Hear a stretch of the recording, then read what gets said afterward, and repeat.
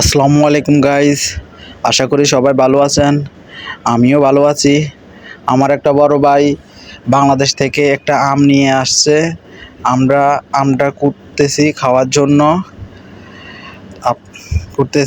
জন্য। এখন আম চলার পর আমি কত টেস্ট করলাম।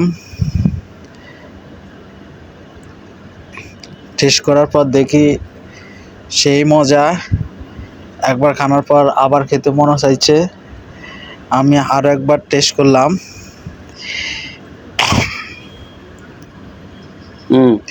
যত খাই দেই ভালোই লাগে, খালি খাইতে মনে চায়।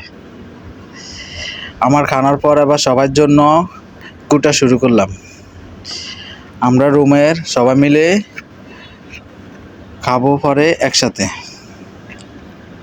অনেকদিন পর বাংলাদেশের আম পেয়ে অনেক ভালো লাগলো। এমন এত মধু মধু আর মধু।